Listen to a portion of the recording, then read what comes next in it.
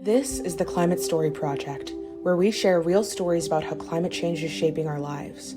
Stories that connect us, stories that move us to act. This is a project of the New York Climate Exchange, a nonprofit organization that's accelerating climate solutions through our unique partnership model and climate campus on Governor's Island. In each episode, you'll hear voices from different places and walks of life in our growing archive of personal climate stories, so that we can remember, reflect, and respond together. The story you're about to hear is from Daniel Cumming. Daniel is a Postdoctoral Research Fellow with the Wellcome Trust-funded Melting Metropolis project at CUNY Queens College, a partner of the New York Climate Exchange. I grew up on a tiny rural island on the Canadian border, only accessible by state ferries or seaplanes. And it's small enough. There were 84 kids in my graduating class. There's like one school system, no stoplights, no chain restaurants. Like, it was tiny. But that really gave me, the benefit of being really outdoorsy as a kid. Learning how to live and work on the water and on the docks. And it's also very agricultural. So, working in the fields and that kind of stuff was also part of my summertime experience. And our summers were really idyllic. There's no humidity. We filled our time by, as kids, going to the beach or swimming in ponds. Being able to be outside comfortably. Sure, it was hot, but there was shade. There was water. There's ways in which you can cool. But all of these were sort of like natural breaks from the heat. We didn't have the need for technologies like air conditioning.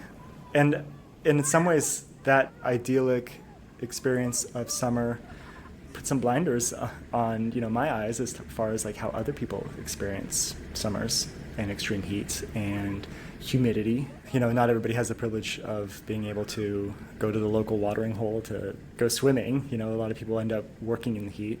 When I moved to the East Coast from the Pacific Northwest, I didn't really know what humidity was. It wasn't until I stepped literally off the plane in the dead heat of the summer and felt it in my body in ways that, growing up, we didn't have that sort of moisture in the air. I felt like I was, swimming in some ways. I was in Baltimore when I first experienced it, and Baltimore has a different humid summertime experience than New York City is even. New York is hot. Baltimore is sweltering in the way that it is kind of this harbor and part of the Chesapeake Bay ecosystem.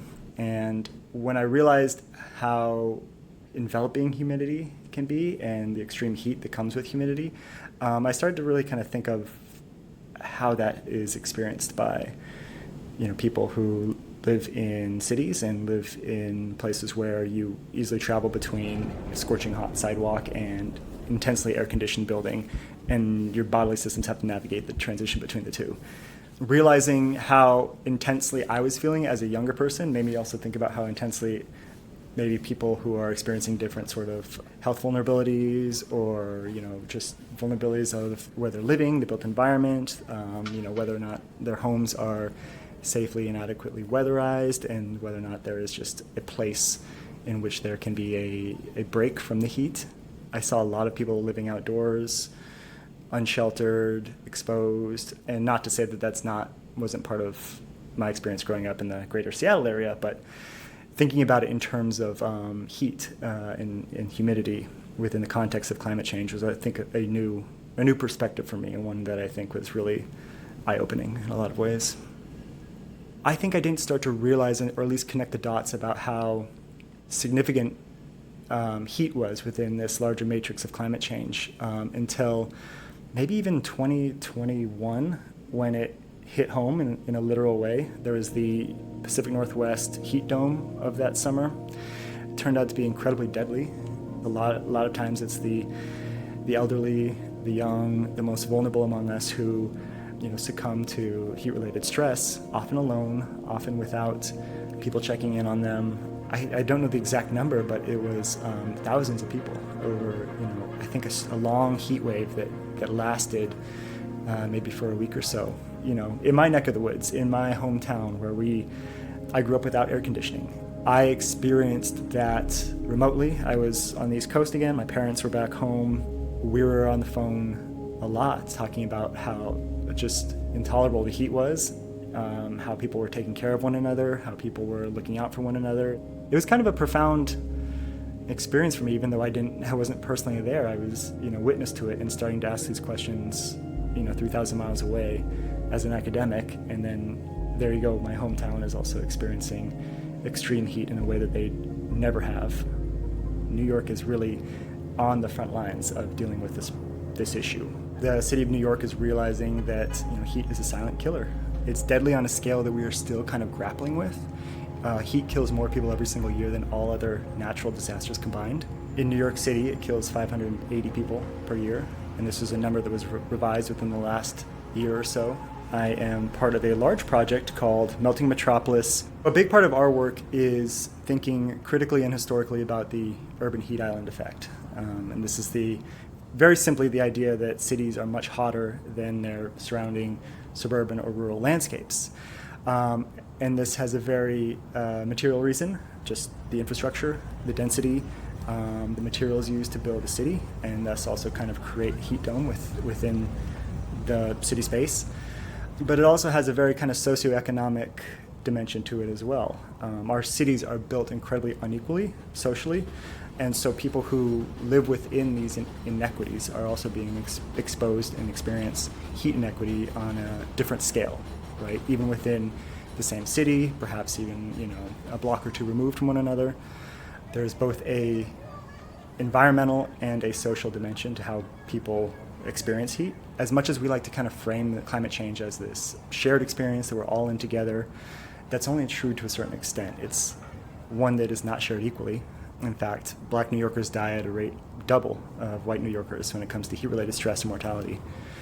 So it's really, I think, incumbent on us to ask questions of how we got here, why we are still here, what sort of future-oriented policies we need to be thinking about to both remedy the deadly effects of climate change today, but also start to think more and more upstream into the future about how we can mitigate these effects and really curb some of the most severe outcomes that we're seeing every single day, every single summer. It's getting hotter and hotter. We're breaking records every year. It's only going to get worse. It can be really depressing, and from the young folks I work with and read about as well, it can be really anxiety-provoking. It doesn't have to be. Avoid the doom and gloom. I mean, there can be a lot of joy and there can be a lot of excitement and a lot of purpose in your life when you are organizing and fighting together for what you believe in. I think there can be a lot of rewarding, joyful work in that struggle.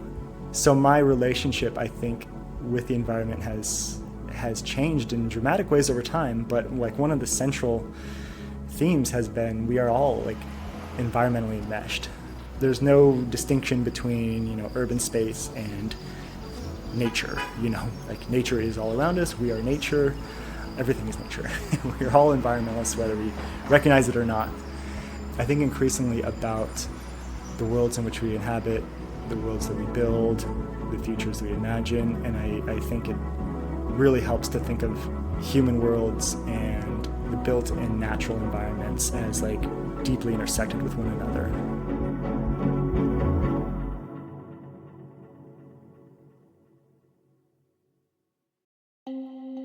This story is part of the Climate Story Project. To find more stories and learn more about the New York Climate Exchange, visit nyclimateexchange.org and follow us on LinkedIn and Instagram.